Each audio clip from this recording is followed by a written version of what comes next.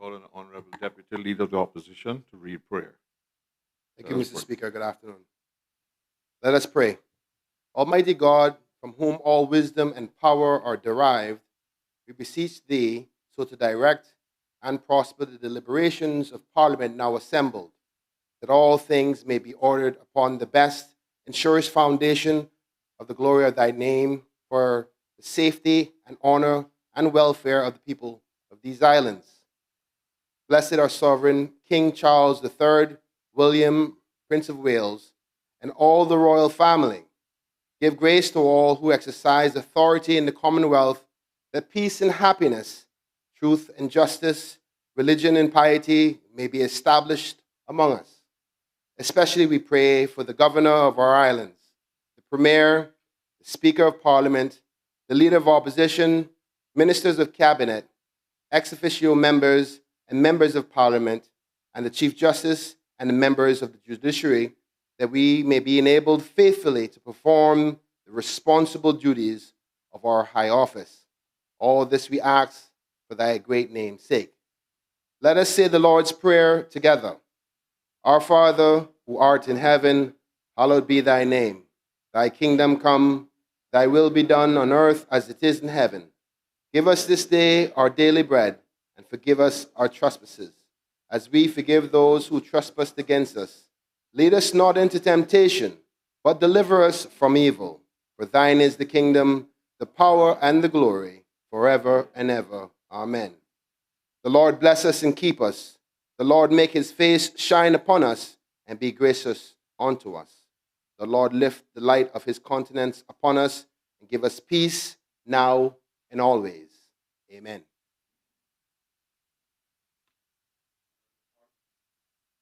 Honorable Parliament is now in session. You may be seated.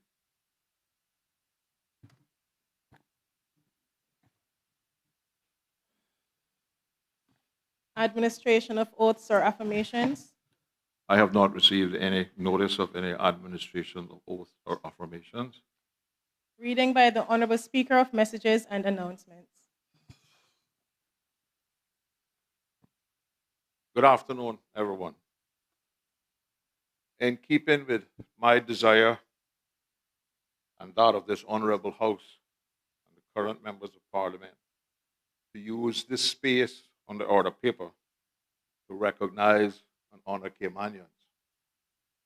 Today, I have invited each of the 9 high schools to nominate their top students, and I want to thank each school for their cooperation and support. I need to apologize for Grace Christian Academy, who happen to be on vacation at this time and therefore unable to participate. October the 5th was World Teachers Day, and today, Clifton Hunter High School is celebrating Teachers Appreciation Day. So I think we all should take the opportunity to thank our teachers for their dedication and hard work in preparing our children for life.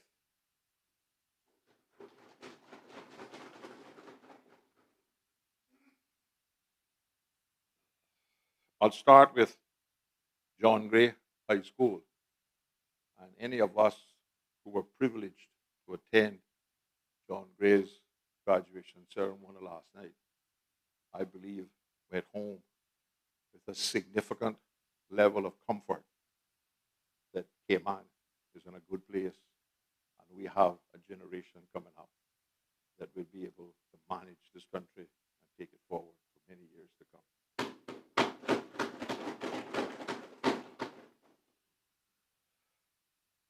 The first student, and because I speak Northsideese, if I happen to mispronounce any of these names, I apologize beforehand.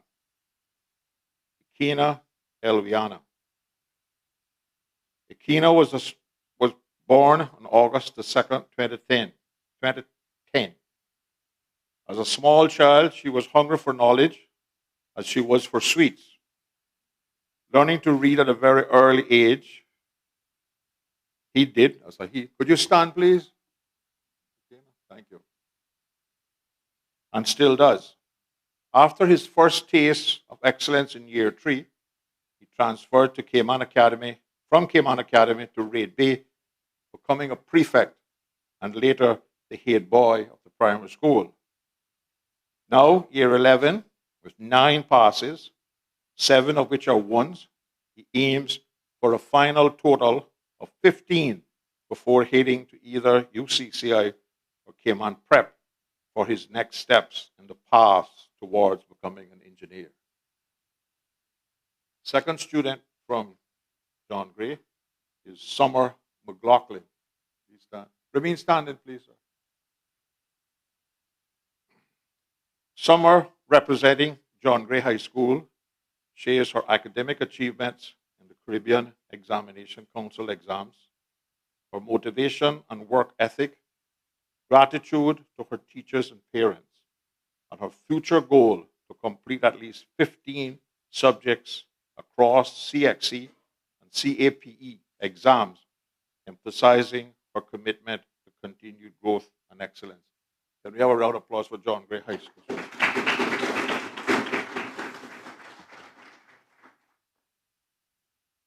Thank you. You may be seated. From Clifton Hunter High School, we have Chloe Reed. Is she here? Okay, thank you. Chloe is currently studying her A-levels at Cayman Prep High School, where she is head of Christian ethos, excelling in mathematics, physics, and economics. She aspires to pursue actuarial science at the University of Southampton, combining her strong passion for mathematics and a commitment to social impact and community service. Chloe has demonstrated remarkable leadership, both academically and socially. She has served prominently in the Cayman Islands Youth Parliament, holding several ministerial roles, including Minister of Financial Services, Minister of Planning, Agriculture and Housing, Infrastructure, and most recently as Deputy Leader of the Opposition. She has also represented the Cayman Islands as a Cultural and Youth Ambassador at Carifesta 2025. Chloe holds various leadership positions within her school community. She is the Student Council President, Key Club President, and Youth Ministry President, embodying a spirit of service and dedication. Her previous academic record at Clifton Hunter High School shows excellence in subjects including mathematics, economics, and computer science. Chloe also gained valuable practical experience through an internship at KPMG, engaging in auditing assignments. Second student from Clifton Hunter is Luke Isaac Charles. Luke is a high-achieving Caymanian student, former head boy of Clifton Hunter High School.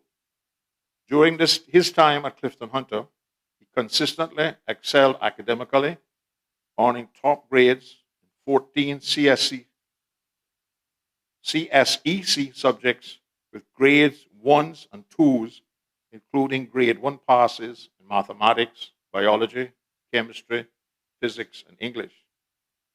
In addition to his academic excellence, Luke represented Clifton Hunter in various areas, participating in the Dark Minds-inspired maths competition, serving as a member of the KPMG Brain Bowl team, an active Key Club member, and a leader within the prefect body.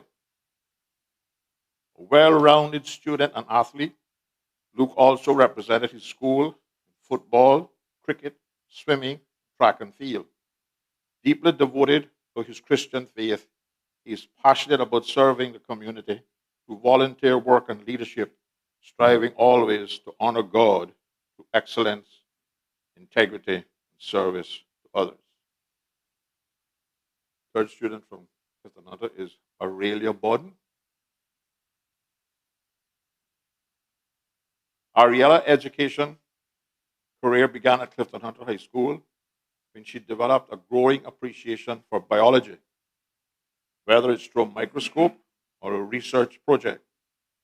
biology gave her a chance to discover something new.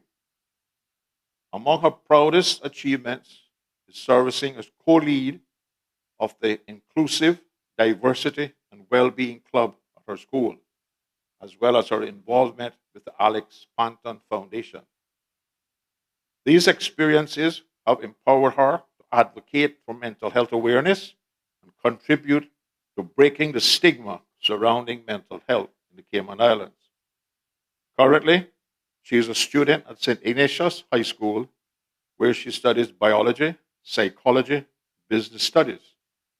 Her ambition is to further her education in England, pursuing a doctorate in clinical psychology with a specialization in neuropsychology. Can we have a round of applause for the Clifton Hunter students?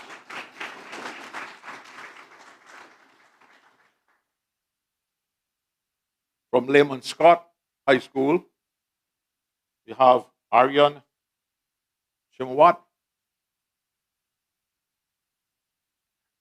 He is not here because their school was recently moving schools, and my letter got a little bit misplaced. So when I called them day before yesterday, they were quite happy to make the recommendation. So that's the reason why we have not arranged to have him here from Cayman Bragg. But Aryan is an outstanding student at Lehman E. Scott Senior High School, who has consistently achieved excellent academic results over the past few years, excelling in all areas, but particularly in the sciences, and has earned top marks in all subjects, including chemistry, physics, and biology. Aryan was also being the top student in his class for the past 2 years and is actively involved in various extracurricular activities. A dedicated student leader, he has served as a prefect for several years, demonstrating strong leader and responsibility. The second student from Lehman Scott High School is Clara Simpson. Clara is an exceptional student at Lehman E. Scott Senior High School who has demonstrated outstanding academic achievement. She earned high-level passes in 11 subjects in June 2025 CXC examinations, reflecting her strong commitment to excellence. In addition to her academic success, Clara actively participates in a range of extracurricular activities, contributing positively to school life. Her dedication, discipline, and well-rounded involvement made her a remarkable role model among her peers. The reason she's here is because she's currently studying her A-levels in Cayman. Can I have a round of applause for this?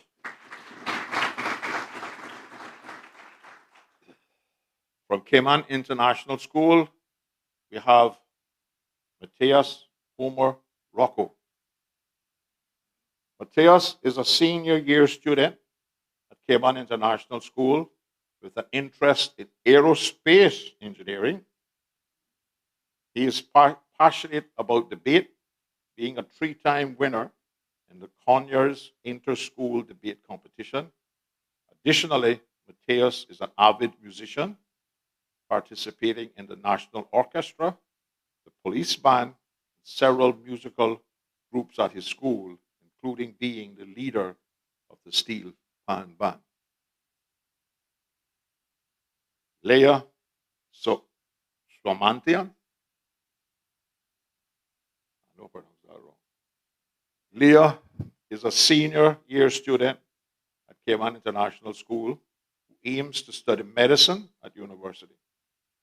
She enjoys chess and is a women candidate master after having participated in 2 FIDE chess Olympiads. She is a member of the CIS Debate Club and has won the Conyers Inter-School Debate Competition twice. Outside of school, her hobbies include playing the guitar and crochet. Ria Samantian. Ria is a grade 12 student at Cayman International School. She has been a member of CIS debate team since middle school, which led to her interest in law as a career path. Ria has a passion for service and was the president of the CIS's Student Library Ambassador, organizing an extremely successful book drive for Jasmine Hospice and Life. Can I have a round of applause for Cayman International School?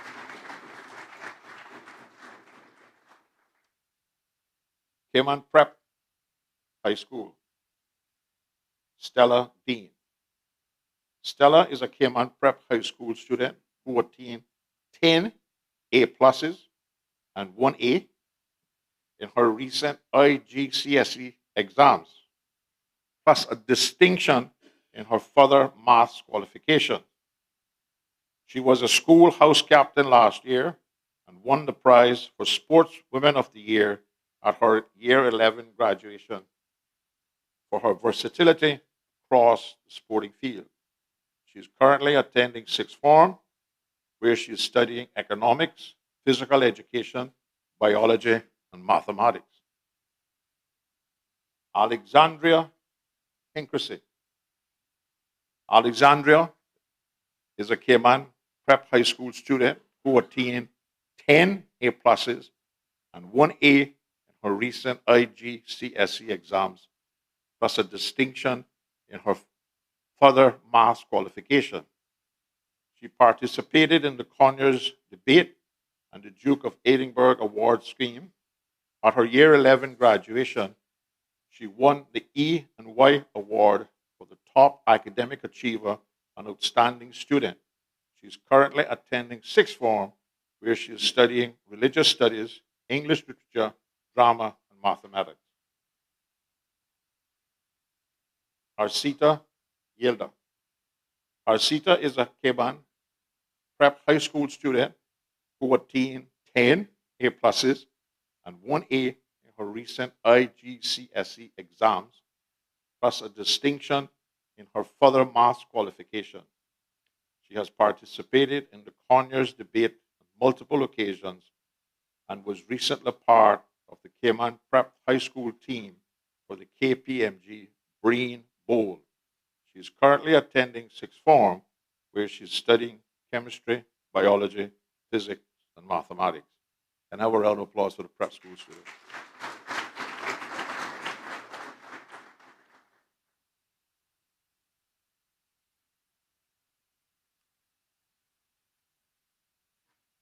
Triple C.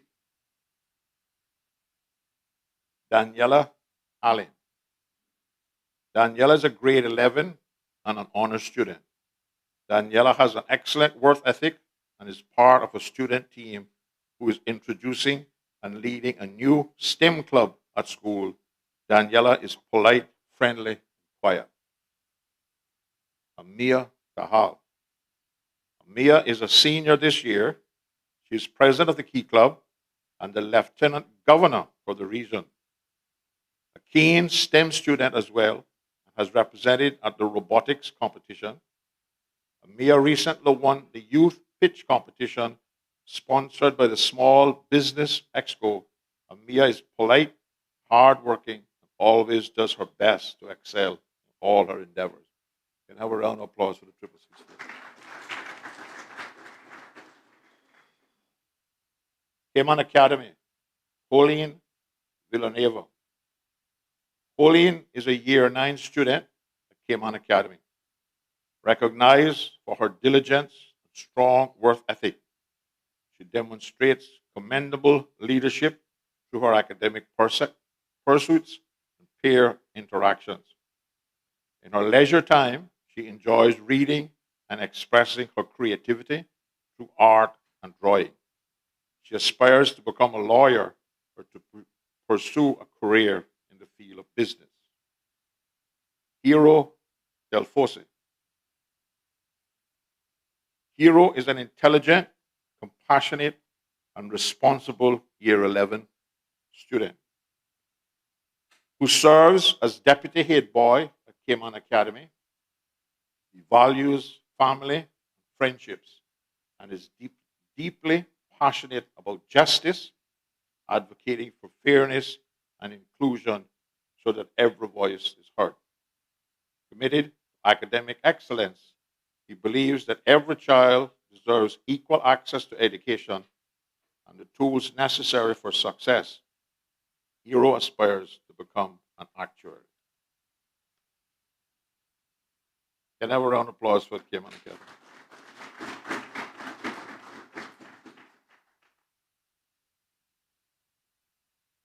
CF School. Olivia Keane. Since joining CF School in 2024, Olivia has become a leading member of her community. She is the current head girl and plays a role in all events and activities. Olivia is kind, thoughtful, and supportive of everyone, particularly the young members of the school who look up to her. Olivia is always willing to accept a challenge, and I have no doubt she will be hugely successful in whatever she undertakes in her future. Maya Grace McMahon. Grace moved to the Cayman Islands in 2023. Since then, has become a valuable asset to CF School. She is a member of Year 11 and willingly takes a leadership role with the younger students. She always uses challenges to her advantage, and her determination is very impressive. Gracie is not only a key member of various school teams, she is also vocal and enthusiastic in her support for others. We are very proud of her. Can I have a round of applause for CF School? St. Ignatius High School. Drew Ewing Chow. Drew has excelled academically through her time at St. Ignatius Catholic School, having achieved 10 A pluses at IGCSE in 2024. She has gone on to achieve 4 A grades at AS level in biology, business, chemistry, and English literature. In addition to her academics, Drew is actively involved in volunteering through her participation in STEM, mentoring, and the Key Club. Drew is hoping to study biotechnology and business at Massachusetts Institute of Technology next academic year. Janelle Smith. Janelle joined St. Ignatius Catholic School from John Gray High School in 2024, having achieved 8 grade 1s at CSEC level and 3 CAPE subjects with grade 1 and 2 grade 2s. In addition to John Gray, she was the head girl and vice president of the Leo's Club. At St. Ignatius Catholic School, she has continued to excel academically, achieving 4 A grades in her recent AS level examinations: biology, chemistry, marine science, and geography. Janelle intends to study marine biology at university and is hoping to be accepted by Exeter University. Congratulations to all you students.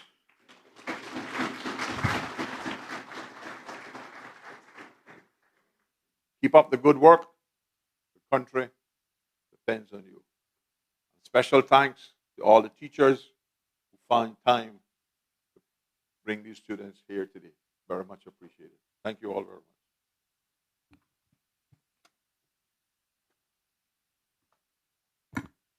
Personal explanations.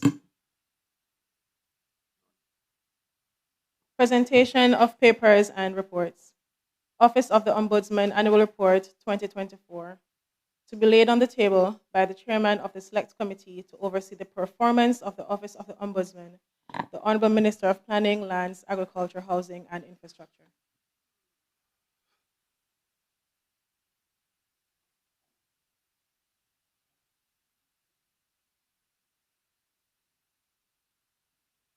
Mr. Speaker, I beg to lay on the table of this Honorable House the Office of the Ombudsman Annual Report 2024. So ordered. Does the Honorable Minister wish to speak to the report? No, sir. It is self-explanatory. Thank you. Next item of business. Ministry of Tourism and Ports, Cayman Islands Government, Annual Report for the year ended 31st December 2024, to be laid on the table by the Honorable Deputy Premier, Minister of Tourism and Trade Development.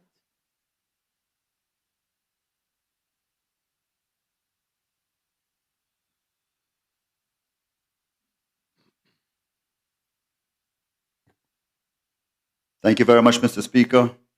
Mr. Speaker, I beg to lay on the floor this Honourable House the Ministry of Tourism and Ports, Cayman Islands Government Annual Report for the year ended the 31st of December 2024. So ordered. Does the Honourable Minister wish to speak to the report? Not at this time, Mr. Speaker. This report is self-explanatory, and I invite honourable members and the general public to review the report, sir.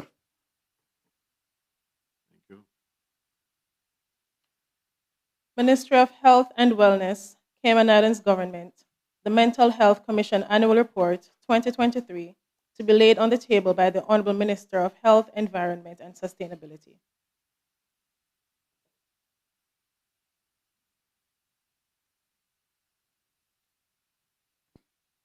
Mr. Speaker, I beg to lay the Mental Health Commission Annual Report 2023. So ordered. Does the Honourable Minister wish to speak to the report? Yes, sir. Honourable Minister. Mr. Speaker, in accordance with Section 8A of the Mental Health Commission Act 2024 revision, I would like to thank you for allowing me the opportunity to lay on the table of this Honourable Parliament the annual report of the Mental Health Commission for financial year 2023.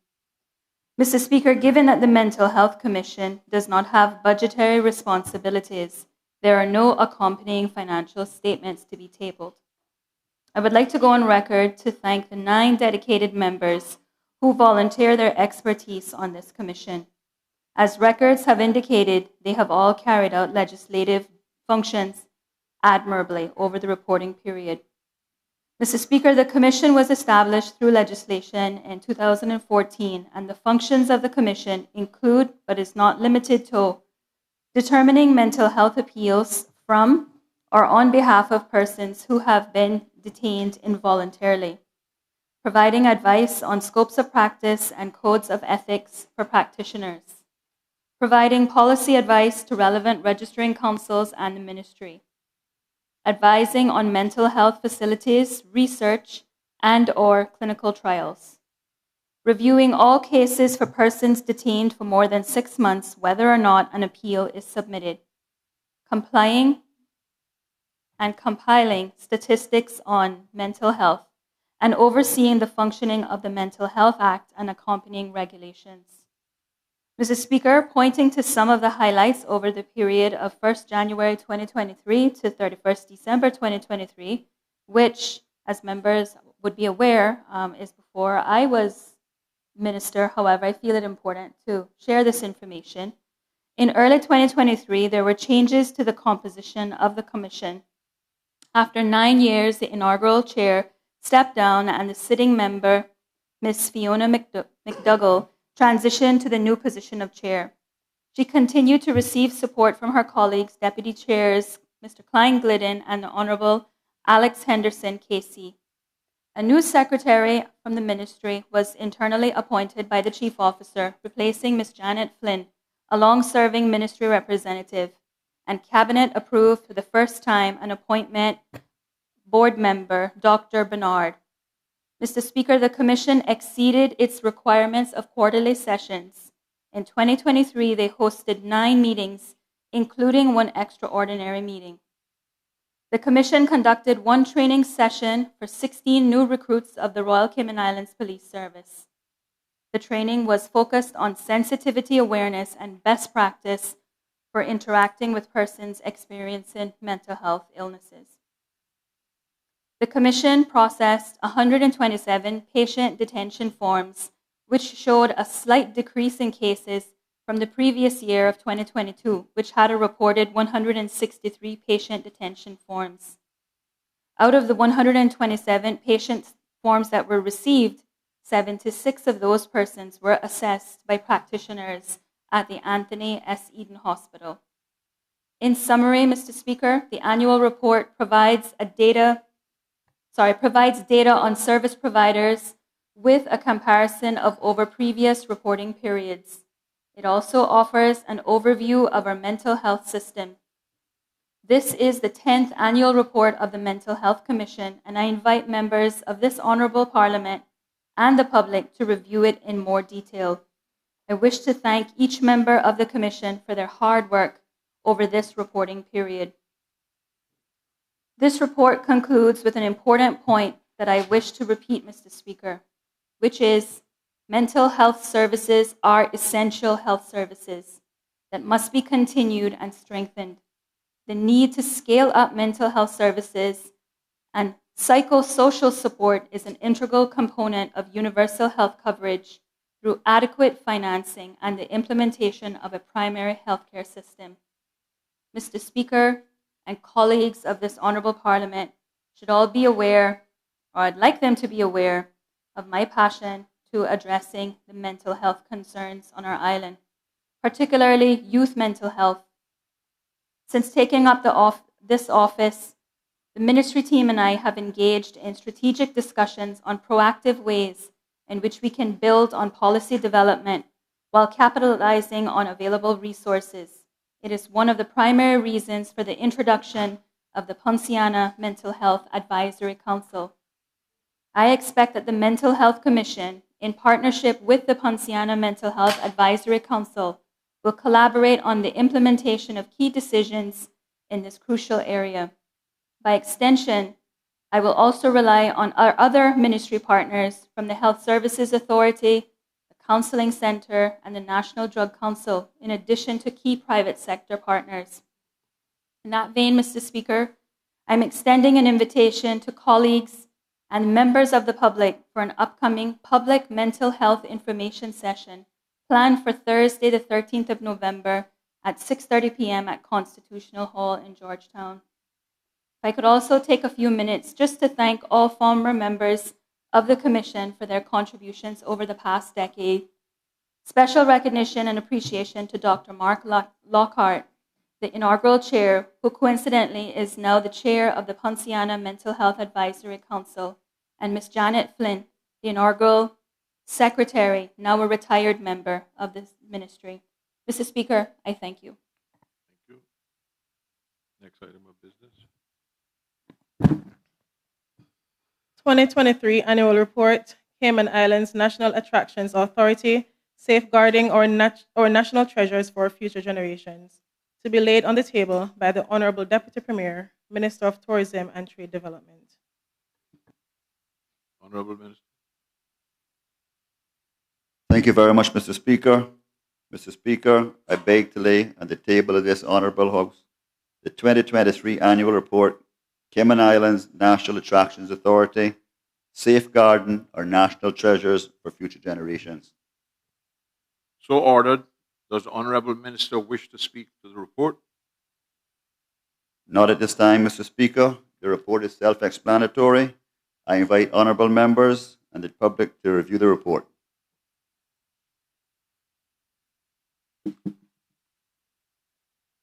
The 27th report of the Commission for Standards in Public Life, 1st February 2024 to 31st July 2024, to be laid on the table by the Honorable Deputy Governor, ex officio member responsible for the portfolio of the Civil Service. Honorable Deputy Governor.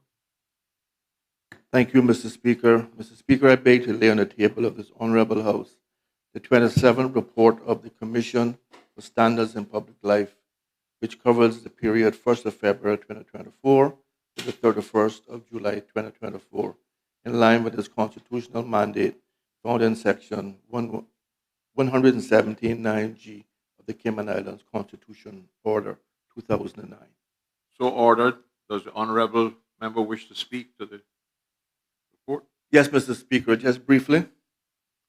Mr. Speaker, I shall offer a brief overview of the 27th report of the Commission for Standards in Public Life, which relates to the period 1st of February 2024 until the 31st of July 2024. This is the 7th report under the chairmanship of Dr. Sonia Bush. This report covers the progress made and the key issues arising from the work completed by the Commission during the first half of the Chair's fourth year in office. During the reporting period, the members continued to discuss the Standards in Public Life Amendment Bill and its regulations and agreed to their finalization, continued to follow up on the Parliamentary Code of Conduct, improved the Register of Interest portal for the 2024 declaration period, considered the hiring practices of the Port Authority, established a Memorandum of Understanding with the Anti-Corruption Commission, executed the Public Relations and Education Initiative Plan for 2024, approved the 24th, the 25th, and the 26th CSPL reports, discussed media articles on subjects relating to its remit, and discussed and issued various correspondence relating to complaints, inquiries, and other investigations.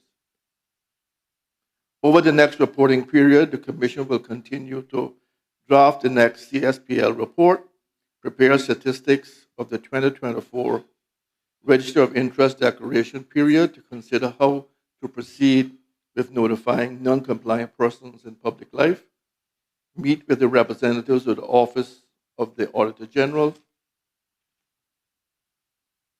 consider establishing a Memorandum of Understanding with the Auditor General, continue to follow up on the status of the 2021 Elections Observers Report recommendations and the Premier's Campaign Finance Reform Initiative, continue to execute the Public Relations and Education Initiatives planned for 2024, discuss media articles on subjects relating to its remit, continue to follow up on the Parliamentary Code of Conduct, continue to follow up on the draft Standards in Public Life Amendment Bill and its accompanying regulations, and discuss and issue correspondence relating to complaints, inquiries, and other investigations.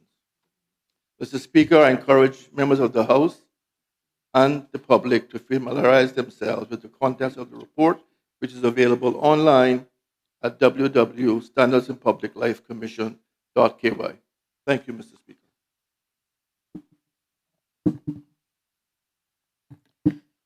Parliament of the Cayman Islands Parliament Management Commission 2024 Annual Report with Financial Statements to be laid on the table by the Honorable Premier, Minister of Financial Services and Commerce. Honorable Premier.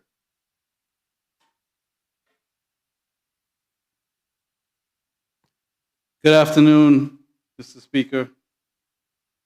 I beg to lay on the table of this Honorable House the Parliamentary Management Commission 2024 Annual Report with Financial Statements. So ordered. Does Honorable Premier wish to speak to the report? Mr. Speaker, only very briefly to say thank you very much to the parliamentary staff that keep this Honorable House on track and to encourage all members of the public to read the report. Cayman Islands Monetary Authority Annual Report 2024 to be laid on the table by the Honorable Premier, Minister of Financial Services and Commerce. Honorable Premier. Thank you, Mr. Speaker. I beg to lay on the table of this Honorable House the Cayman Islands Monetary Authority Annual Report 2024. So ordered. Does the Honorable Premier wish to speak to the report? Only to say thank you to the Monetary Authority, their CEO, staff, and board for their amazing work as the top regulator of the country's #1 industry, financial services. Thank you. Thank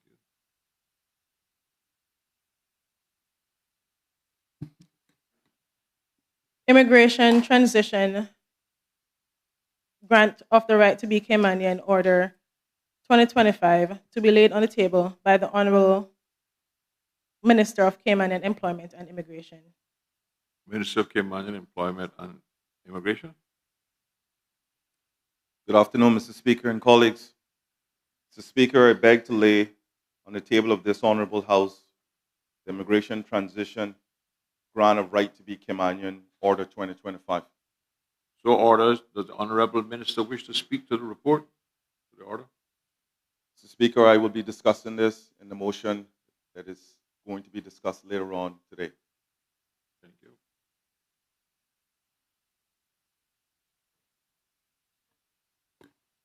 2026 to 2028 Strategic Policy Statement, Cayman Islands Government, to be laid on the table by the Honorable Minister of Finance and Economic Development and Education and Training. Honorable Minister of Finance, Economic Development, Education and Training.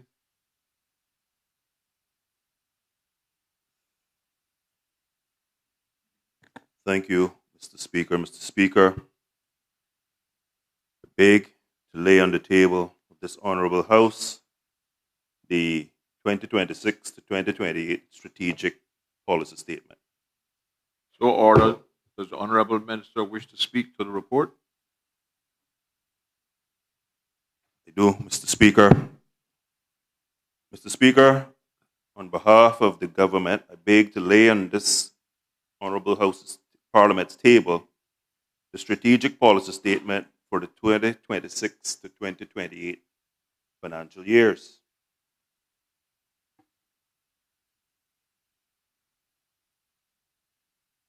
Mr. Speaker, the government's 2026 to 2028 Strategic Policy Statement, otherwise known as the SPS, outlines the government fiscal plans, policies, broad priorities, and outcomes for the next 3 years.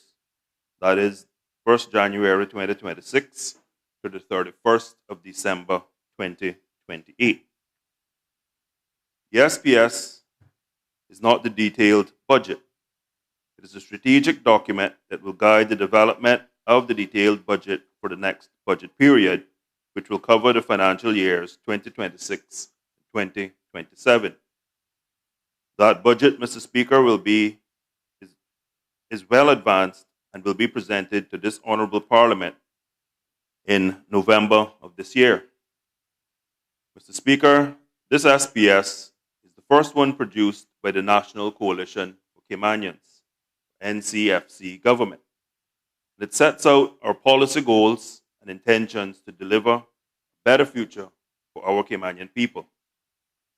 The SPS has been prepared in compliance with the Public Management and Finance Act and forecasts that for the next 3 financial years, the government finances will meet the principles of responsible financial management and the terms of the framework of fiscal responsibility, otherwise known as FFR, that are set out in the Public Management and Finance Act. Mr. Speaker, the NCFC government has identified 7 broad outcomes to guide public sector policy development.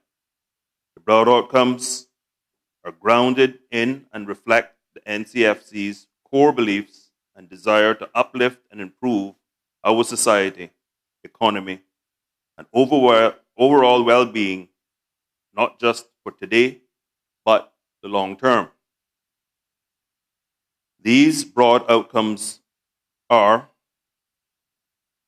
1, education, immigration, and workforce development. A strong education and immigration system that supports a highly skilled and adaptable Caymanian population. 2, housing, infrastructure, and environment. Sustainable physical development that prioritizes affordable housing, ensures resilient infrastructure, and protects nature. 3, the economy. A diversified, resilient economy that supports prosperity and innovation. 4th, health and social development. Healthy and empowered people with an improved quality of life for all ages. 5, Caymanian identity, culture, and heritage. A cohesive society that protects and institutionalizes Caymanian identity and culture. 6, public services, efficient, effective, accountable, and people-centered public services. And finally, good governance and public safety. A secure, well-governed country demonstrated by transparent governance and robust public safety systems. Mr. Speaker, We live in a rapidly changing and dynamic world, with a seemingly never-ending barrage of obstacles and hurdles to overcome. Our little islands have a long history of weathering such storms and have been successful at seeking out and leveraging opportunities that provide stability and give our people hope for a brighter future. The reality is, in a small island economy such as ours, we are dependent on imports and therefore completely exposed to the economic policy actions of large economies such as the USA, our largest trading partner. Over the past several months, we have seen how uncertainties with the trade tariff regime have put significant inflationary pressures on the cost of goods imported into our islands.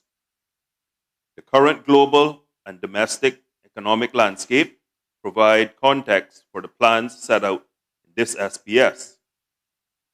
The Economic and Statistics Office, or ESO, forecasts that the Cayman economy will have expanded by 2.6% in 2025 and is expected to grow by 2.2% in 2026, 2.5% in 2027, and 2.2% in 2028. During the 2025 to 2028 period, unemployment is expected to average 2.93% per year, with inflation hovering at approximately 2.4%. Mr. Speaker, these key economic performance indicators all point to a well-performing Cayman economy with a stated growth outlook. The main contributors to our economic growth are our vibrant financial services sector, infrastructure sector, and resilient tourism sector. Financial services encompasses a range of professional services that collectively continue to develop, adapt, and innovate to meet ever-changing global regulatory requirements and to meet customer demand. Our infrastructure sector recorded strong growth of 4% in 2025 and is expected to grow by 2.2% annually between 2026 and 2028. This sector continues to benefit from various public sector investments, as well as tourism and commercial property development, along with the increased demand for housing. The tourism sector remains strong with healthy growth in stayover arrivals and continued private sector investment in new hotels and tourism-related businesses. Notwithstanding the solid performance of these critical sectors, we must always keep scanning the horizon for economic diversification opportunities in order to broaden our economic base, build resiliency, and where possible, reduce our reliance on imports. Mr. Speaker, I will now highlight the financial forecasts that are contained in the SPS document. Operating revenue forecasts. Revenues provide the financial resources necessary to fund the public sector operating expenditure, build reserves, and enable capital investments. As with any organization, revenue is key to determining expenditure and investment plans. Operating revenues over the SPS period are forecast to total $3.864 billion. This is broken down as follows, Mr. Speaker. $1.252 billion in 2026, $1.296 billion in 2027, and $1.316 billion in 2028. The 8 main sources of operating revenues are other import duty, exempt company fees, stamp duty on land transfers, work permit fees, partnership fees, private fund fees, mutual fund administrators' fees, and tourism accommodation charges. Included in these numbers are revenue enhancement measures, which are forecast to generate an additional $209.524 million in operating revenues over the SPS period. These are broken out as follows: $67.142 million in 2026, $70.999 million in 2027, and 71.383 million in 2028. Mr. Speaker, recognizing the need to grow the government revenues, the NCFC government has taken the bold step to implement new revenue measures as part of this SPS. We have carefully selected a range of new revenue measures that are low cost to implement and will have little to no impact on ordinary citizens while generating stable flows from growing economic sectors. The new revenue measures are expected to yield the following additional revenues in 2026. Firstly, a range of financial services fees totaling $47.7 million. These are principally made up of a range of fee increases, principally the legal and accountant practitioners' fees, fund annual return filing fees, exempted limited partnership and corporate service provider fees. Domestic fees, $18.75 million, made up mainly of stamp duty on high-end land transfers and immigration fees, for example, the reintroduction of a mandatory identification for all work permit holders. Various trader license fees totaling $4.62 million, made up mainly of special economic zone trade certificate fees and local company control licenses, or LCCL fees. Mr. Speaker, these new measures are a mix of increased rates for existing measures and some brand new measures. The specific details of the respective measures will be revealed in the coming weeks as the respective legislative amendments are brought to Parliament for consideration. Operating expenditure forecasts. Mr. Speaker, the operating expenditure for the SPS period is forecast to be just under $3.834 billion in operating expenditures, broken down as follows: $1.246 billion in 2026, $1.287 billion in 2027, and $1.301 billion in 2028. Mr. Speaker, in preparing this SPS, we have taken a very pragmatic approach that made the hard decision to budget at realistic levels for areas that have been chronically under-budgeted for several government administrations.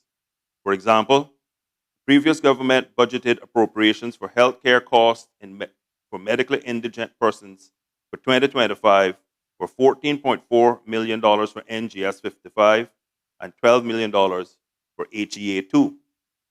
We have made provision in this SPS to budget NGS 55 at $43 million and HEA 2 at $28.3 million.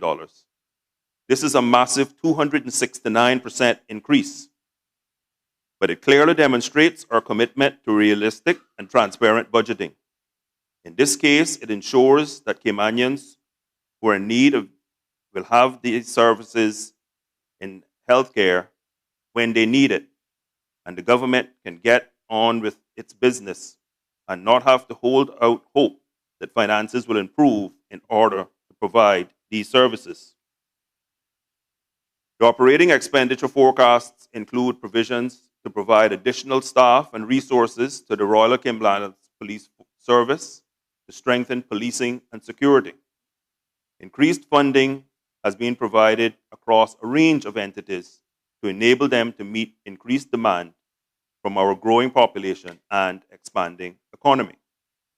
Mr. Speaker, overall, for the SPS period, our operating expenditure will be supporting the continued delivery of existing services along with a range of new activities aimed at improving operational efficiencies across the public sector. Operating surpluses. The operating surplus is a key financial indicator, and the PMFA requires the government to produce an operating surplus each year. Over this SPS period, core government is forecast to make annual surpluses of $6.56 million in 2026, $9.37 million in 2027, and $13.89 million in 2028. Net worth. The core government is required to maintain a positive net worth. For the SPS period, the net worth is forecast to be $2.5 billion at the end of each year. Capital investments. Mr. Speaker, the government is focusing its capital investment program on investments designed to bring about long-term benefits which improve the quality of life and support economic development. Capital investments over the next 3 financial years are forecast to total $323.679 million. These are broken down as follows: $124.448 million in 2026, $113.771 in 2027, and $85.46 million in 2028. Of these amounts, a total of $80.377 million is forecast to be invested in our statutory authorities and government companies. And this is broken down as follows: $28.176 million in 2026, $27.351 million in 2027, and $24.85 million in 2028. Significant capital projects included in the SPS are upgrades and expansion of education infrastructure, including new and refurbished school buildings, a new submarine communications cable system to provide greater connectivity and resilience for our economy, continued investment in our road network infrastructure, the key being the expansion of the east-west arterial, and vital security equipment for the Royal Cayman Islands Police Service and Cayman Islands Coast Guard. Borrowings and debt balance. Turning to borrowings, Mr. Speaker, the government intends to undertake borrowings to fund the capital investment program and will result in forecast borrowings up to $321 million over the 3-year SPS period. These are broken down as follows: $124 million in 2026, $112 million in 2027, and $85 million in 2028. Considering the planned new borrowings and principal repayments over the SPS period, core government's debt balances are forecast to be $578.859 million at the end of 2026, $633.702 million in 2027, and $654.634 million at the end of 2028. Mr. Speaker, these borrowings are forecasts only. The government is committed to undertaking the borrowings only if it is absolutely necessary to do so. The principles of the FFR require the entire public sector's debt service costs to be no more than 10% of core government's revenue. Over the SPS period, core government is forecast to remain compliant with the debt service ratio, averaging 7.3%. Over the period, the forecast debt service ratio will be 6.6% at the end of 2026, 7.6% in 2027, and 7.6% in 2028. Mr. Speaker, this is comfortably below the legal limit. Net debt. The government is required to maintain a net debt ratio that is not greater than 80% of core government's revenue in a year. Over the SPS period, net debt is forecast to remain well below this limit. It is forecast to be 22.6% in 2026, 25.2% in 2027, and 25.2% in 2028. Cash reserves. The government is required to achieve and maintain cash reserves or liquid assets equivalent to at least 90 days of day-to-day operating expenses. Capital investments are excluded from this calculation. For the purpose of the cash reserve days calculation, liquid assets are limited to unrestricted operating bank balances and general reserves. This ratio is calculated at the point in a financial year when cash reserves are expected to be at their lowest. This usually occurs in December of each year, given the current cycle of revenue inflows. Over the SPS period, the unrestricted cash reserves are forecast to comply with this requirement, averaging 94.9 days. Over the period, it is estimated that the cash reserves ratio will be 94.8 days in 2026, 94.5 days in 2027, and 95.3 days in 2028. Mr. Speaker, this SPS is built on a solid foundation of common sense and pragmatism. Government has taken a conservative approach to the management of public finances, which will bring about stability in resource planning and execution of policies. Being fiscally responsible isn't just about numbers. It's about protecting our future. It gives us the strength to face challenges, whether it's a hurricane, a global downturn, or any unexpected crisis.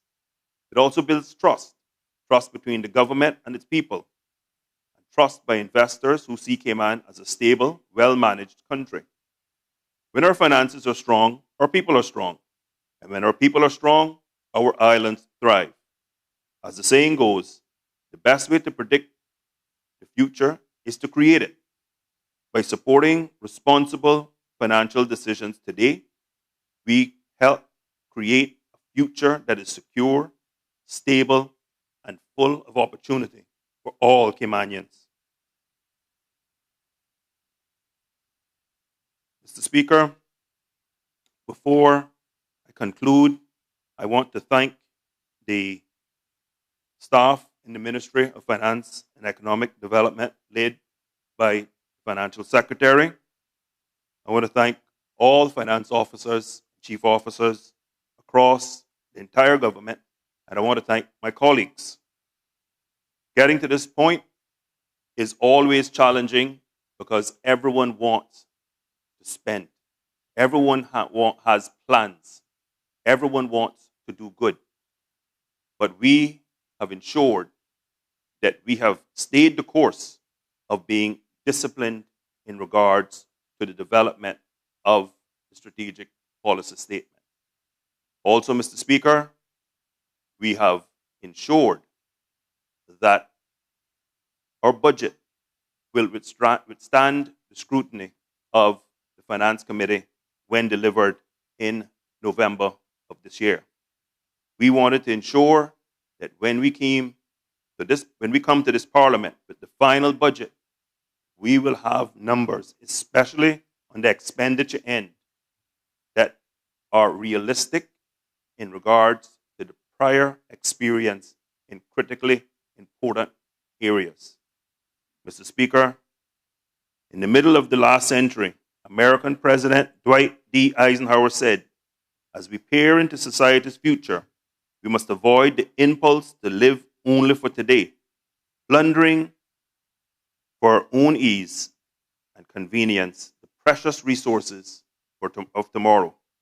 We cannot mortgage the material assets of our grandchildren without risking the loss also of their political and spiritual heritage."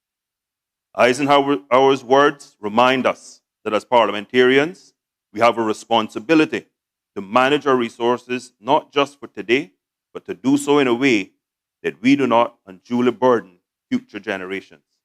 This SPS sets us on a firm path to do just that. Mr. Speaker, before I take my seat, I want to thank you for the invitation to the young people today. So certainly on behalf of this entire Parliament, I want to congratulate all of the outstanding young people that you recognized and honored. And of course, members would know what comes next, but just for completeness sake, whilst I have presented the SPS today, the Premier will move the motion to debate the SPS, God willing, on Friday. I commend the SPS. I commend the framework upon upon which the SPS purports to be built. That is, the fiscal frame that is contained in the SPS document. To all members, I thank you, Mr. Speaker.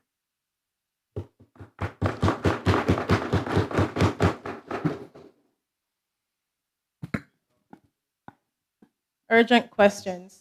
None. Premier's question. Premier's question number 1 to be asked by the Honorable Leader of the Opposition.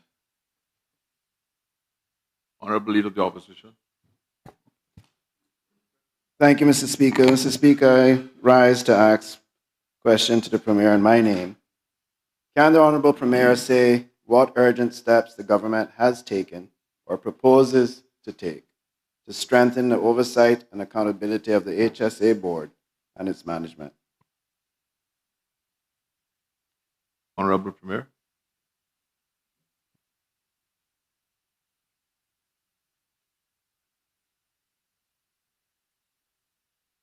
Good afternoon again, and thank you, Mr. Speaker. Mr. Speaker, I thank the Leader of the Opposition for this Premier's question, which is the first ever Premier's question approved by the Speaker to be put to a Premier in Cayman Islands history.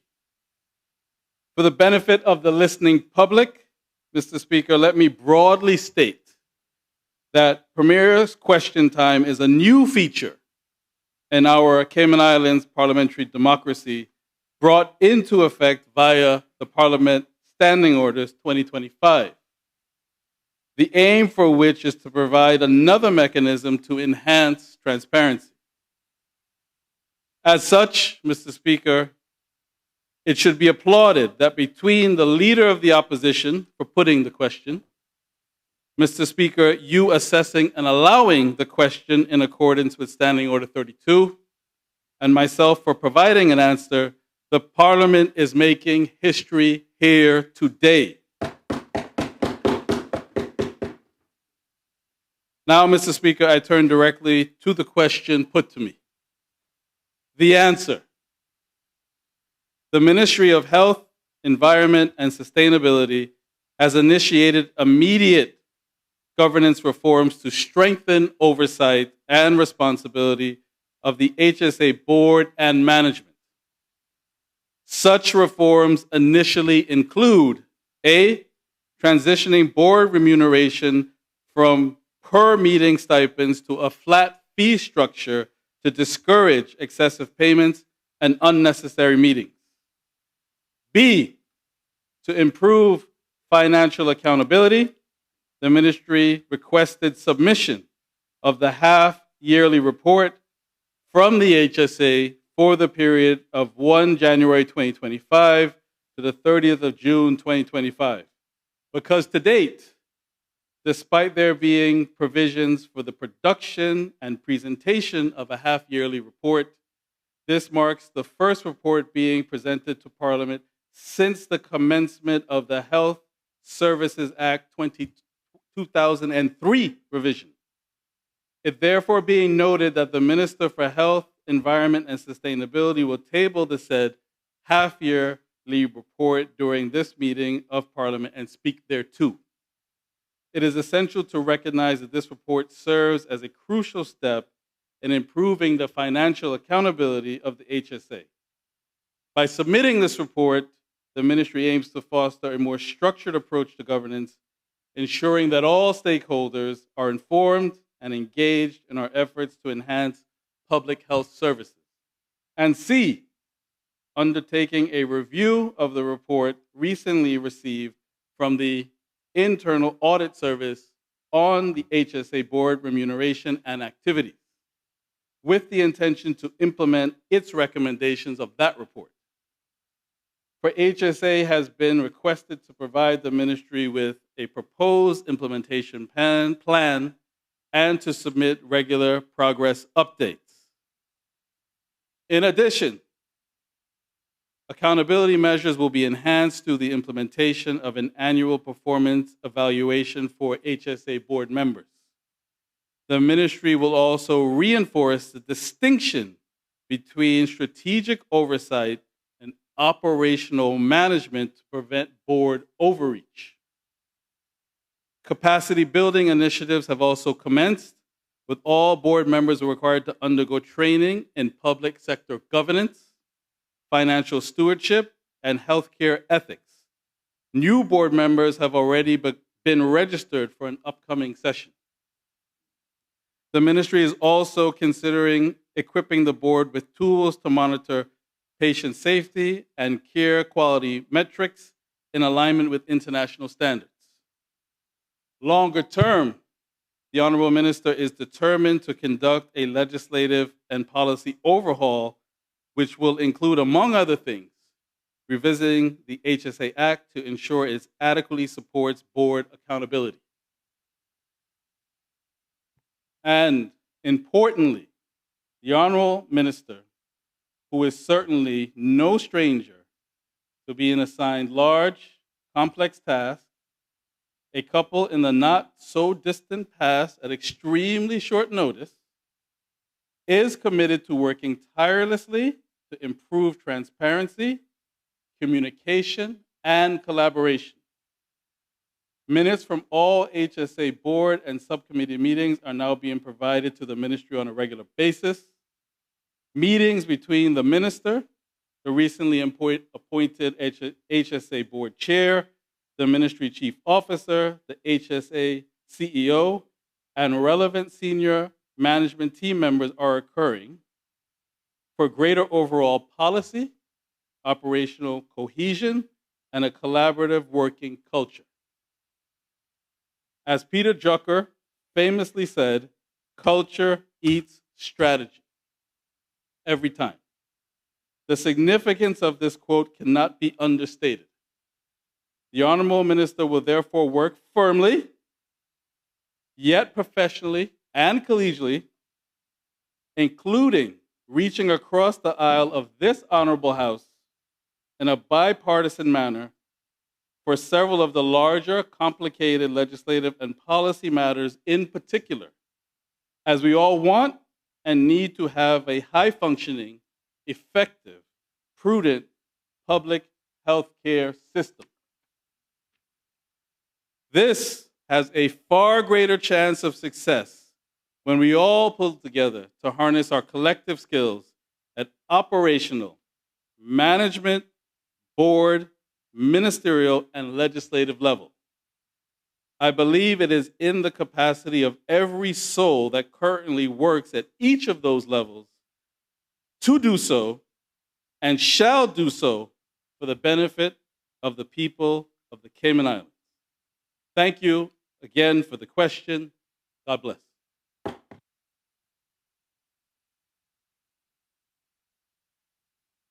Next item of business. Questions to members of the government.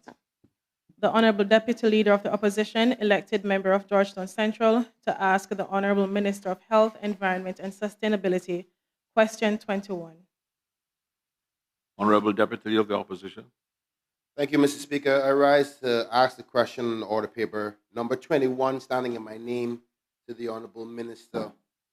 Can the Honorable Minister say whether the government intends to amend the National Conservation Act 2013 in relation to the National Conservation Council, and if so, what changes and when? Honorable Minister. Thank you, Mr. Speaker.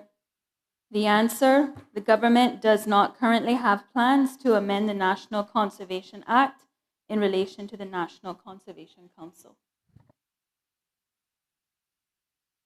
Honorable Deputy Leader of the Opposition. Thank you, Mr. Speaker. Can the Minister say whether there has been a collaboration of both manifestos of the both parties in the topic of the National Conservation Council, as it's publicly noted that there is a viewpoint from both sides to be conflicting in the topic of the National Conservation Council of whether it should be amended or not? Can the Minister say whether or not the caucus has made a commitment to not making those changes? I think she answered the question that there's no plans on making the changes. I think you're asking now for an opinion as to how the people come together, and I don't think I can allow that. unless you can frame it some other way.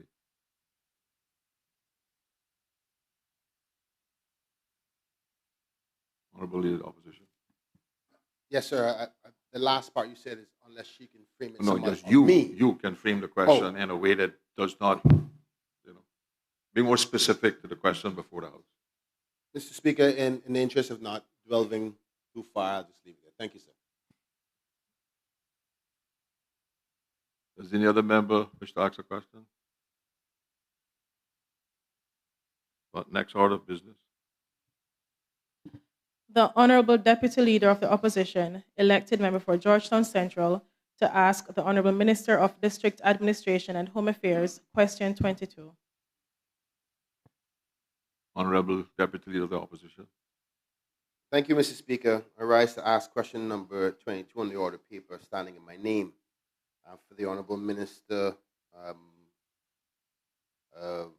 Minister of District Admin and Home Affairs. The question: can the Honorable Minister say if the government has examined the effects of the recent tariff policies by the Trump administration, and if so, has it seen or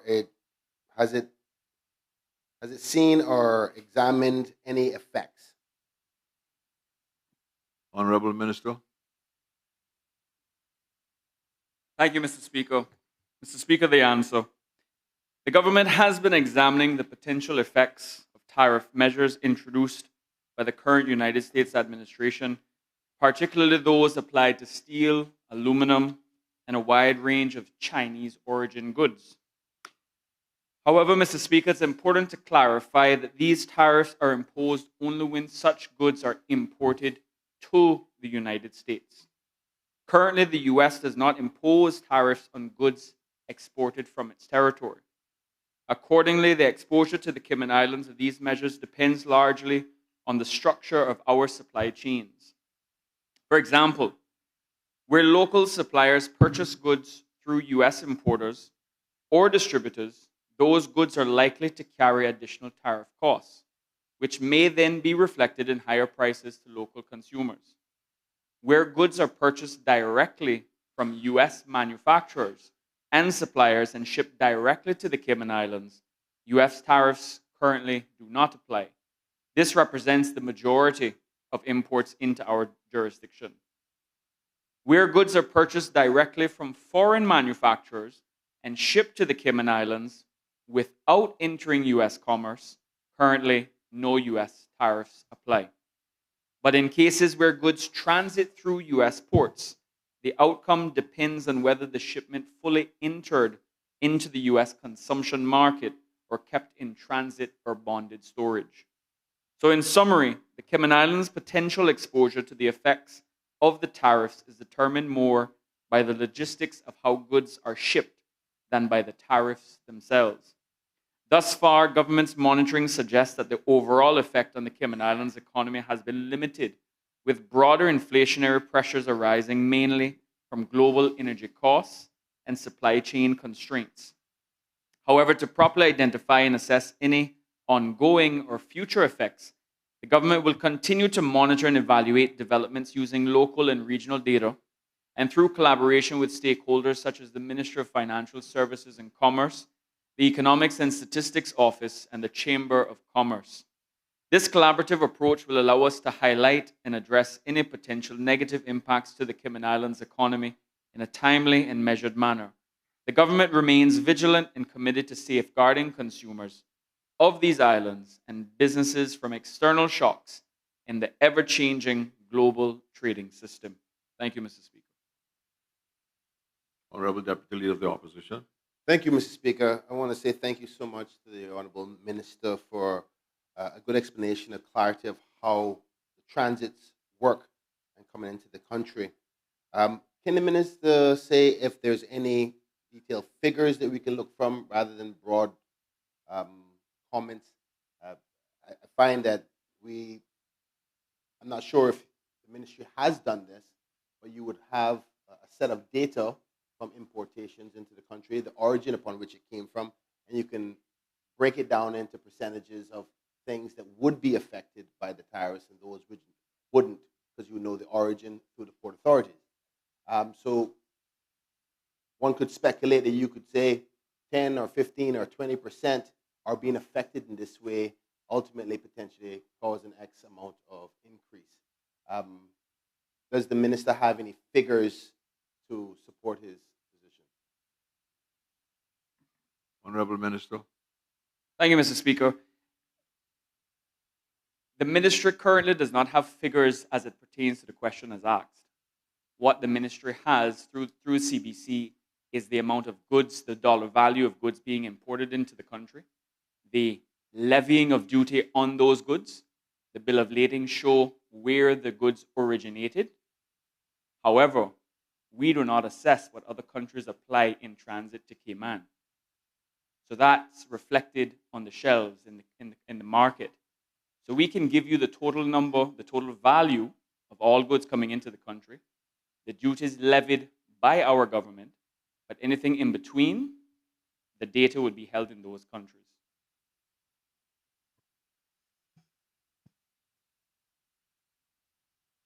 Honorable Deputy Leader of the Opposition.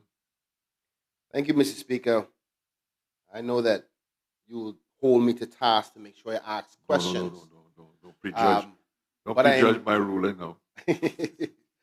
But I'm a bit confused based on the minister's answer, because the minister did just confirm, which I know, being a former Minister of Ports and working in conjunction with the CBC, that the government can identify its origins upon which it came from. Therefore, the ministry should be able to tell the amount of goods coming into the country that would be affected by these tariffs. So if the government hasn't done that assessment, that's fine. We can get that information during the debate on the budget. I'll ask the questions there to your team. But if you don't have the information, I think that it's something that we should be mindful of, because it is having, I think you recognize that it is having an inflationary effect. So I'll frame it best to say, I encourage the government to see if they can get some numbers and figures so we can be more accurate on the effects, because it is affecting the cost of living for Caymanians. Honorable Minister. Thank you, Mr. Speaker. Yes, I want to thank the Honorable Deputy Leader of the Opposition for clarifying in his second supplementary question, because the two questions were completely different. What I did say is that we have numbers of goods being imported and the origins, which was what I answered then for your first supplementary. But what you wanted was the total effects and the assessment in between before it reaches Cayman. We don't have those figures. But I did confirm we have figures, Mr. Speaker, of all goods and the origins coming in, just not the effects in between. But, Mr. Speaker, I'm happy to commit to meeting with the member, with the ministry and CBC, to get the figures to see how we can, in cooperation with the jurisdictions outside of Cayman. Honorable Deputy Leader of Opposition. Mr. Speaker, crave your indulgence. One last question that just came to my mind. Can the minister say if there are seen to be any negative effects on business owners and importers, whether the government will consider concessions for those particular kinds of goods coming from those origins that would attract the tariff increase cost as a way of alleviating the pressures on the community? Honorable Minister. Mr. Speaker, I'll just say that at this time, I cannot speak on behalf of the entire government. That is in the remit of the Ministry of Finance, and indeed a decision that the entire government would have to make. But rest assured, Mr. Speaker, to all members of this House, this government is assiduously looking at the effects of all external pressures on the community and business owners, and whatever is within our power and resources to do to alleviate any pain, this government will be there to help. Thank you. Honorable Leader of the Opposition. Thank you, Mr. Speaker. Mr. Speaker, I crave your indulgence, as the minister may not be able to answer this, but it's a topic I wanted to raise, and perhaps we can discuss it off, but I wanted to raise it in line with the tariffs, Mr. Speaker. Mr. Speaker, can the Honourable Minister say if the government have had discussions about the challenges being faced as we try to alleviate the cost of goods in Ireland by importing products direct from the sources And those challenges, the two main challenges I'm speaking to, Mr. Speaker, is the electrical and mechanical certifications that normally our planning department requires typically a US-based certification, and also the certification, USDA certification in particular on foods. Again, I'm not sure if the Honorable Minister can answer, but if he could give an indication if the government are looking at these two particular things to allow importers to allow importers to import directly to the Cayman Islands.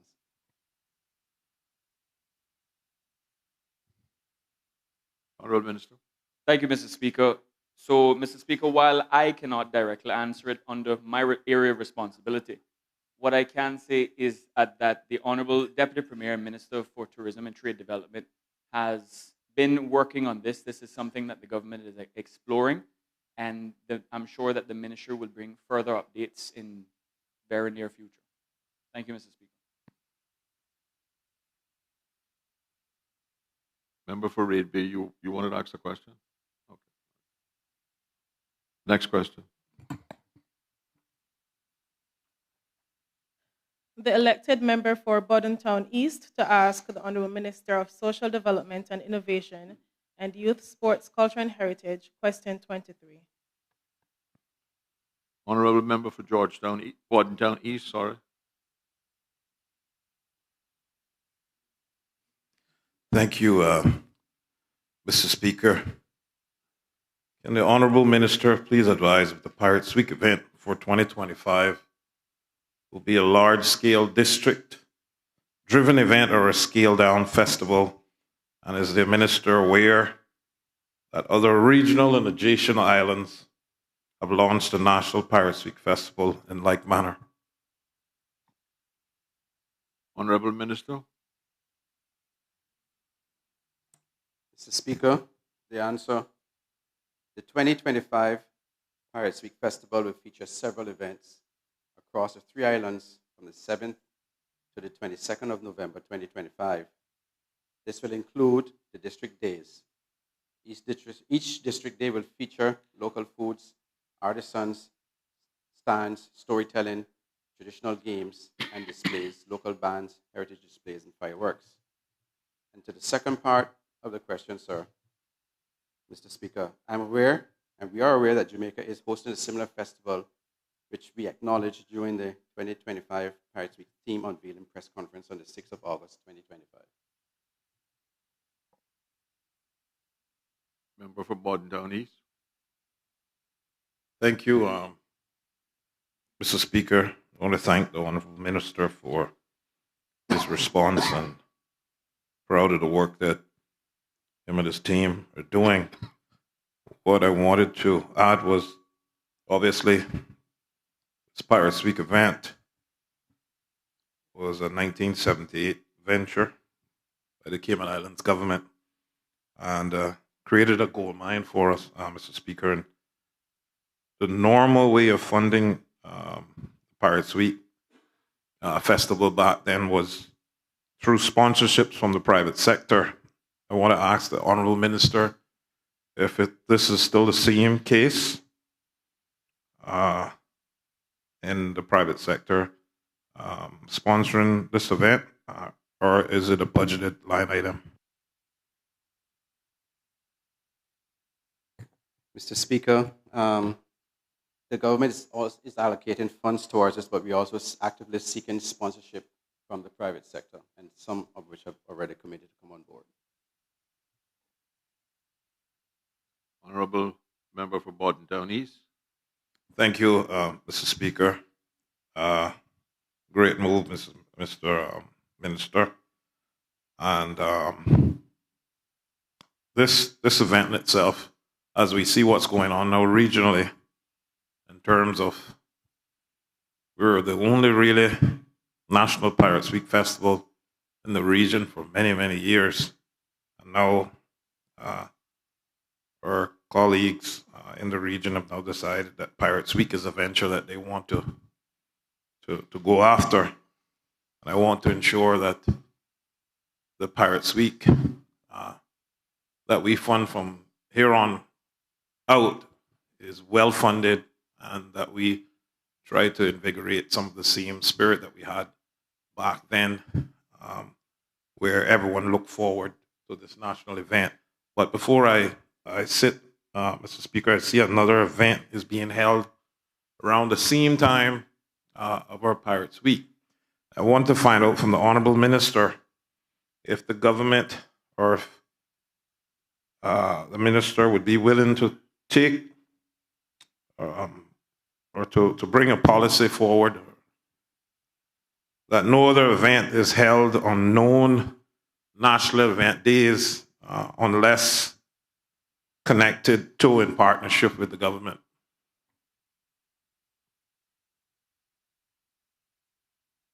Honorable Minister. Mr. Speaker, I want to thank the member from Bontown East for his question.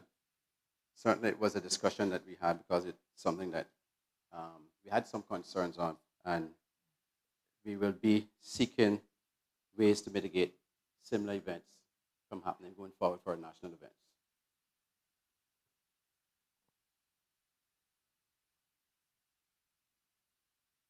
Next item of business.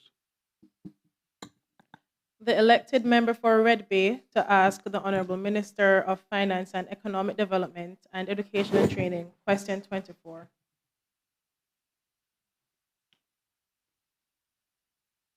Honorable member for Red Bay. Thank you, sir. Mr. Speaker, I rise to ask question number 24, standing in my name, to the Honorable Minister of Finance and Economic Development and Education and Training.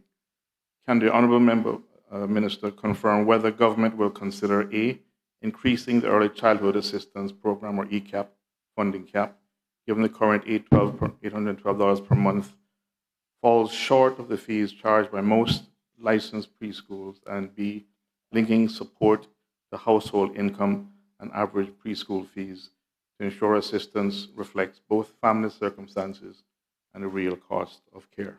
Thank you, sir. Honorable Minister of Education.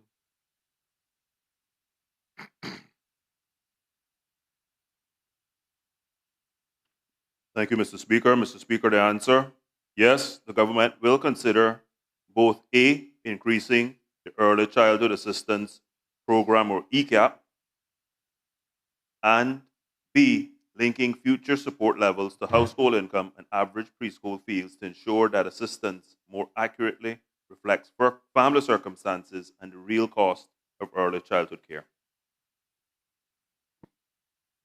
Honorable member for Red Bay. Mr. Speaker, I would like to thank the Honorable Member for that. That was the answer I was hoping to hear.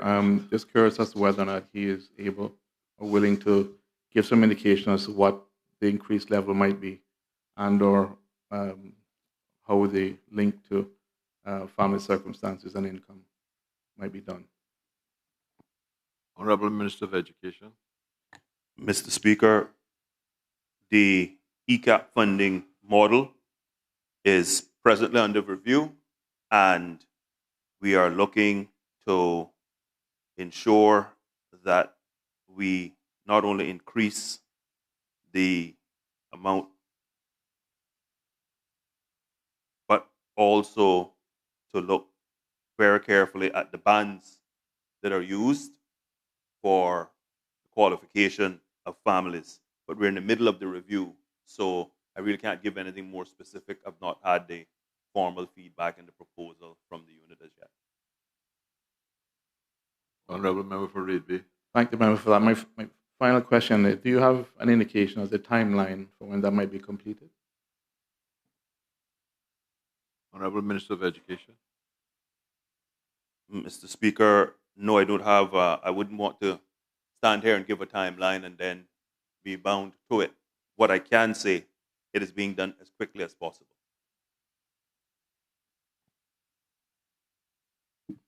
Next item of business. The elected member for Red Bay to ask the Honorable Minister of Finance and Economic Development and Education and Training, question 25. Honorable member for Red Bay. Thank you. Mr. Speaker, I rise to ask question number 25, standing in my name, to the Honorable Minister of Finance and Economic Development and Education and Training. Can the Honourable Minister please confirm that the 2014-2015 baseline assessment of government schools conducted by the International Schools Inspectorate Consultancy and the work of the Office of Education Standards, or OES, as an independent inspectorate are key elements in monitoring and raising educational standards? And can you say whether government intends to strengthen the OES's role to help more schools move more quickly from satisfactory to good and from good to excellent? Honorable Minister of Education. Mr. Speaker, the answer, yes, both the 2014 to 2015 baseline assessment and the ongoing work of the Office of Education Standards, or OES, are pivotal in monitoring and raising educational standards across schools in the Cayman Islands. The OES falls under the portfolio of the Civil Service to ensure the office's independence from the Ministry of Education, Department of Education Services, and schools. It is my opinion that as the auditors of schools, they make evidence-based judgments of schools. It is the job of the ministry, DES, and individual school leadership to respond to the OES and other internal findings by developing a school improvement plan to drive results that would lead to school improvement. Member for Red Bay. Thank you, Mr. Speaker. That makes me happy to hear you say that, sir. That was certainly one of the first initiatives of the then PPM government in terms of the improvements that was looking to be had with education. Are you able to give some more specifics, sir, in terms of how the expectation is that the OAS will be looking at moving more swiftly from to making schools move from satisfactory to good? Is there any meat you can put on that for me?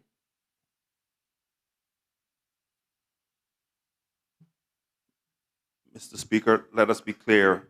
The OES's role is to go in, inspect, and report.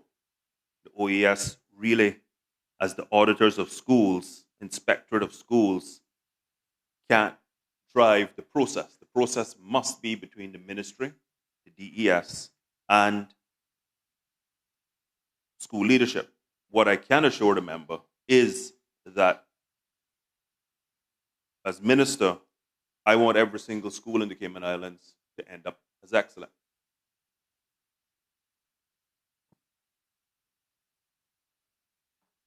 Next item of business. Elected member for Red Bay to ask the Honorable Minister of Finance and Economic Development and Education and Training, question 26. Member for Red Bay. Thank you, sir. Mr. Speaker, I rise to ask question number 26, standing in my name to the Honourable Minister of Finance and Economic Development and Education and Training. Can the Honourable Minister specify by geographic district, A, the number of registered early childhood centres, B, their combined enrollment capacity, C, the current number of children on waiting lists, and D, how many centres have received satisfactory or weak ratings through the Office of Education Standards Inspections? Honorable Minister of Education. Thank you, Mr. Speaker. The answer. As of October 2024, there are 46 registered early childhood centers across the Cayman Islands, comprising 18 standalone early childhood care and education, or ECCE centers, 18 private schools with early childhood care and education settings, 10 government schools with ECCE settings. Additionally, East End Primary and Creek and Spot Bay Primary also have a nursery provision.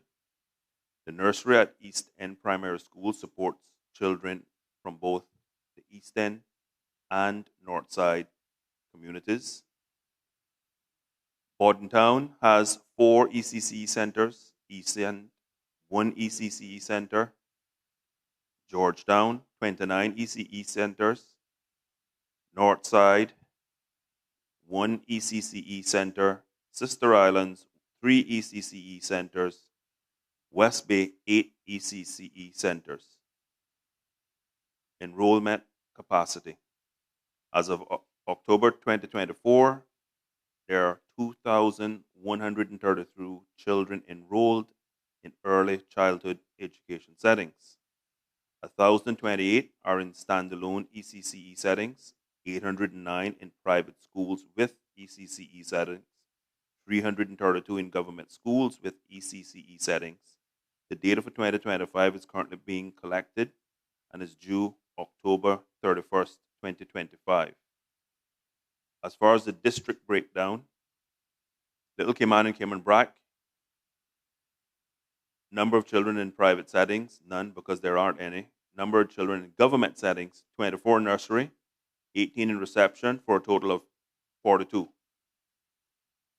Northside, 11 in the government setting, which is housed at East End Primary School. East End, 15 in nursery, 14 in reception for a total of 29. Bordentown, 71 children in private settings, 73 in government settings for a total of 144. Georgetown, 1,629 in private settings, 128 in government settings for a total of 1,757. West Bay, 100 in private settings, 49 in the government settings for a total of 149. So the total, if you accumulate all of those, would be the 2,132. Sub-question C, the current number of children on waiting lists. As of October 2024, a total of 890 children were reported on wait lists across various settings. Please note that there may be children on multiple wait lists at different ECCE settings, and there is no requirement for parents to report once a space has been secured at one setting or another. Additionally, parents after accepting a placement, may choose to keep their child on the wait list at an alternative setting if that was their preferred ECCE setting. So in other words, Mr. Speaker, parents often put their children on wait lists for multiple centers, hoping to get their ideal setting. When they get a space in one setting, they may leave the name of their child, still sitting on other centers because A, there's no requirement for them to remove them, and there would be no way for the centers themselves to know that that child is at another setting. And as I said a little earlier, oftentimes a parent may be wanting their child to ultimately get to a particular center, and therefore they simply leave their child there, the name of their child there, until that center has a space available. And so this whole business of wait lists is very complex, and getting our hand around that is going to take further work. The OE, as far as question 4 or D, the OES reports are all available on its website, and therefore the sub-question falls outside the scope of Standing Order 35-1K, which reads, a question shall not seek information set forth in accessible official publications or ordinary works of reference. And for all members' edification, to find satisfactory, weak, or otherwise schools, they're all sitting on the OES's website. Member for Reid Bay. Mr. Speaker, I thank the honourable member for that very comprehensive, very useful response. If I heard him correctly, there's only 2 government schools that offers a nursery provision. Given the importance of early childhood education, is the government looking at expanding that from 2 nursery schools? And perhaps nurseries across all the government primary schools? Honourable Minister of Education. Mr. Speaker, the short answer is yes. The slightly longer answer is government is looking carefully at schools, firstly, that have space that would allow us to actually build and create additional space. However, we will not use that as a limiting factor. We will look carefully. However, in the meantime, the key is to strengthen the centers that are already in existence. We know that there are a number of centers that are more like daycare centers, and so we need to continue to collaborate, as there is already collaboration with those centers, try to lift the standards and ensure that the provision and quality that is provided to our children is the very best, so that when they do reach reception, they're prepared to learn. Member for Redway. Thank you, sir. So, if I understood correctly, the government is considering expanding within government schools additional nurseries. I also heard that the intention to look at assisting the private sector schools. Putting the private sector ones aside, just in terms of the government schools, do you have a timeline, or can you speak to what your thoughts are in terms of possibly the method of actually expanding the ability for government schools to offer the nursery ability? Minister for Education. Mr. Speaker, that does call for quite a bit of future projection and thought, but what I can say is that in 2009 to 2013, when I was minister responsible for education, I reintroduced reception at a number of government primary schools. I think the member will recall that I was the first minister of education in the modern history of this country to declare that ECCE was the #1 priority.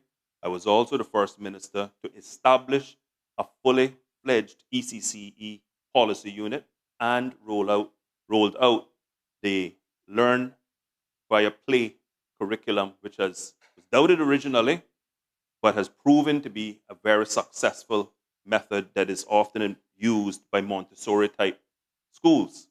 I say all that to say the government is committed to strengthening ECCE. You will hear in the upcoming budget a lot more detail around what the policy priorities are going to be. But I can say today, ECCE will remain the #1 priority of this government, because during the first 5 years of a child's life often determines ultimately their chances as it relates to receiving proper instruction and maximizing their potential as a human being. And so we are going to ensure that ECCE is the #1 priority of the government. We will work as swiftly as we can to bring more early years learning to as many government primary schools as we can, and ensuring that the ECAP provision is provided to as many families and more meaningfully as possible. Member Brentfield, the last supplement. Yes, sir. Thank you. I appreciate that response. And I'll say to the member, I recall very well his advocacy in this area. So my questions are coming by way of encouraging him in that regard to continue. And I was very happy to hear what he just said. And I look forward to the upcoming budget and what more will be done in terms of early childhood education. As he said, it is extremely important those first 5 years. Thank you, sir. Next item of business. Statements by members of the government. None. Presentation of petitions. None. Obituary and other ceremonial speeches. None. Raising of matters of privilege. None. Other business. Government business. Motions. Government motion number 4 of 2025-2026. The Immigration Transition Act 2022 revision. The Immigration Transition Grant of the Right to be Caymanian Order 2025 to be moved by the Honorable Minister of Caymanian Employment and Immigration. Honorable Minister of Caymanian Employment and Immigration. Mr. Speaker, thank you for giving me this opportunity. Mr. Speaker, I beg to move the government motion number 4, 2025-2026, the Immigration Transition Act 2022 revision, the Immigration Transition Grant of the Right to be Caymanian Order of 2025.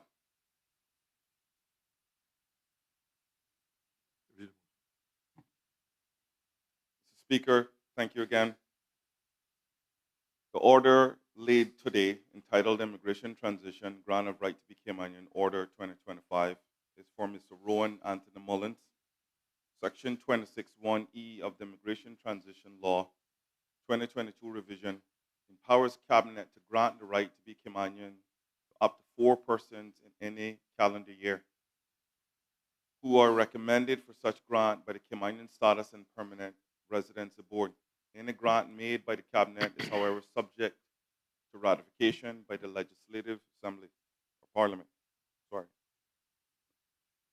Mr. Speaker, in December 2024, an application was made to the Cabinet with the support of the Caymanian Status and Permanent Residency Board for the right to be Caymanian for Mr. Mullins. Excuse me, Minister. I think you need to read the whole motion into the records first Sorry, sir. before you start to speak to it. Right on down to the resolve section. Thank you.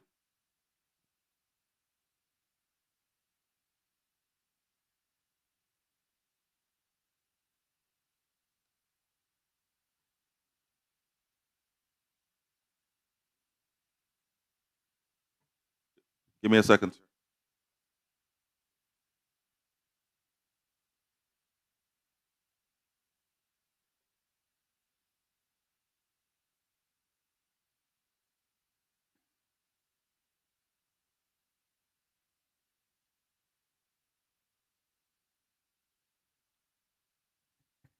Mr. Speaker, whereas Section 26(1)(e) of the Immigration Transition Act 2022 revision provides the Cabinet, acting upon the recommendation of the Caymanian Status and Permanent Residency Board, may grant the right to be Caymanian in accordance with Section, and whereas as at the meeting on the 11th of June 2025, Cabinet granted Mr. Rowan Anthony Mullins the right to be Caymanian pursuant to Section 26(1)(e).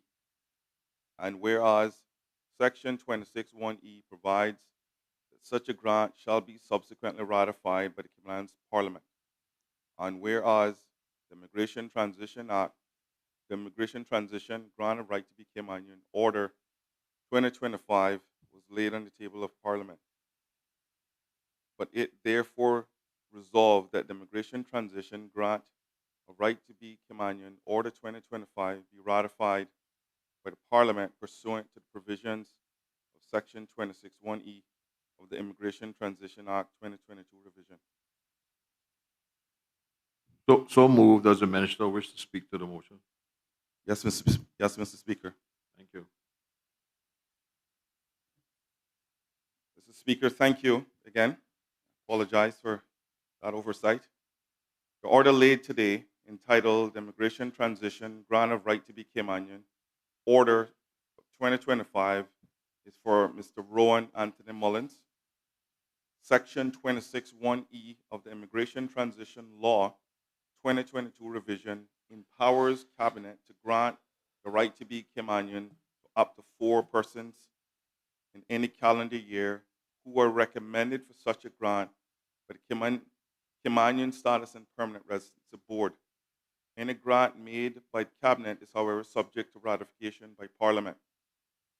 Mr. Speaker, in December 2024, an application was made to Cabinet with the support of the Caymanian Status Permanent Residency Board for the right to be Caymanian for Mr. Mullins. Cabinet thereafter approved the recommendation for Mr. Mullins to be granted the right to be Caymanian and requested that the decision be sent to Parliament of the Cayman Islands for ratification. Mr. Speaker, I will now set out why the Caymanian Status and Permanent Residency Board and Cabinet were convinced that Mr. Mullins deserves the highest status that we grant non-nationals the right to be Caymanian. Mr. Speaker, Rowan Anthony Mullins is 55 years old, Jamaican national who initially came to the islands prior to his 2nd birthday with his mom.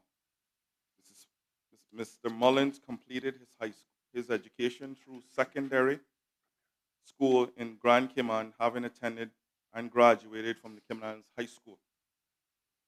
Thereafter, Mr. Mullins was issued a student visa in order to continue his tertiary education by attending a building construction course at the International College of the Cayman Islands. Mr. Speaker, Mr. Mullins is currently self-employed as a contractor in his own construction company. He's also spent his entire life in the islands, having fostered many long-lasting and deep-rooted friendships and close-knit familial ties. Mr. Speaker, for the reason outlined above, and in part because Mr. Mullins has provided a series of noteworthy Caymanian reference in support of his application, namely Ms. Barbara Conley, JP, Mr. David White, JP, and Mr. Darva Whitaker, the Caymanian Status and Permanent Residency Board recommended Mr. Mullins as a suitable candidate to be considered for the grant of right to be Caymanian under Section 26(1)(e) of the Immigration Transition Act 2022 revision. There's no doubt, Mr. Speaker, that Mr. Mullins is deserving of the consideration of being granted the right to be Caymanian in accordance with the provisions of the Immigration Transition Act 2022 revision. Thank you, Mr. Speaker. Thank you. Does any other member wish to speak? Member for Bordentown East. Thank you, Mr. Speaker. I want to give a short contribution. And I want to applaud the minister and the government for bringing this forward to Parliament. And this has been a long time coming. I've been contacted numerous times. And I was the minister who brought it to Cabinet so that it could be sent down to Parliament. I was proud to do so. I've known the young man for many, many years, and he has been here for over 50 years, as you heard, Mr. Speaker, and is well deserving of this status. And I don't think anyone else would even know that he wasn't born here if he didn't say. He has been amongst our community and a well-known figure, well-deserving, and again in Parliament will get my support. I just want to say thank you again to the government. But like his case, where the children had no choice in coming to the Cayman Islands, as children, and went through all the school systems, primary, middle, high, in the Cayman Islands. All that they know is what they've learned in the Cayman Islands. And there's many cases out there, and we need to find a way. There's many categories of persons who have been here a long time. Everyone knows that it's one of my pet peeves. I am very sympathetic towards children who come here and spend all their life here, their parents, and then they end up in that category of Nowhereans. And there's a lot of them, and I hope that the ministry and the minister finds a way in the government to try to one fell swoop, try to help some of these.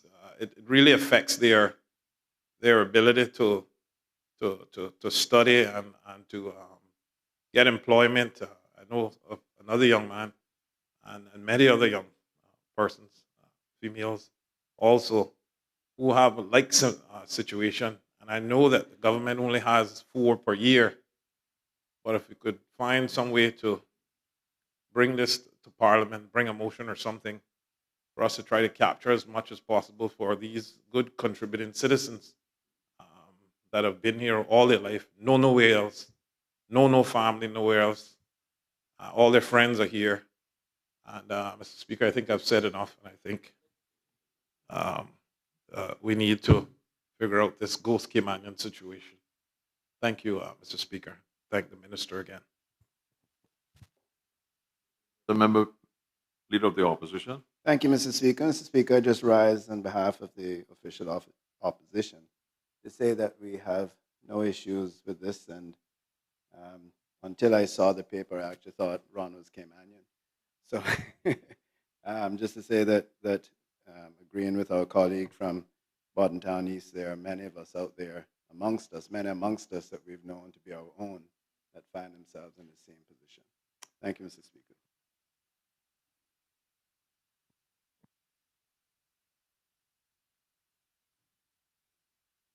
Mr. Speaker, I rise here today to support this, like what the Leader of Opposition said earlier. Ron grew up with us. We played football together. We went to nightclubs together. And this was a complete shock when this came to me that Ron Mullins wasn't one of us. And I go back a little bit, his mom, Miss Pauline, is near and dear. And she used to sell food. And I remember sometimes she came by Burger King. And when I didn't have money in my pocket, that lady gave me a plate of food. So I just want to, welcome Ron. I always thought he was Caymanian. And his mom for the contribution they've done for the country and fellow Caymanians as well. Thank you, Mr. Speaker.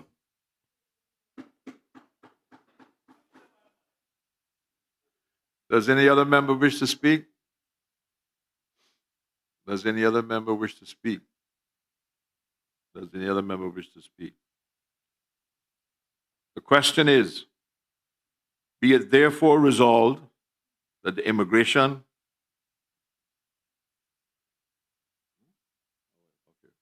My apologies to the minister. Do you wish to exercise your right to reply?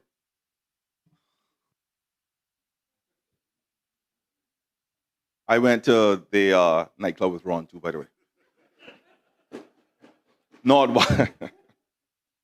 Mr. Speaker, thank you. I appreciate the members supporting Ron in this. I know that it's been a very long haul for him. Like the member for Bodden Town East, he's been calling me every day or at least once a week or texting me to make sure that this is on the ballot.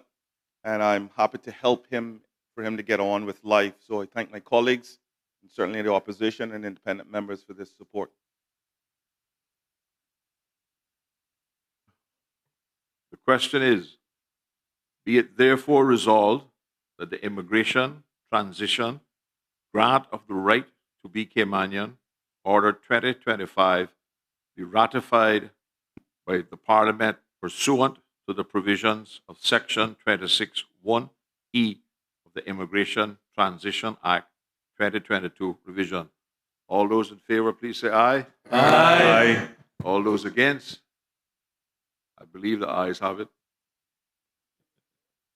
The motion has been approved.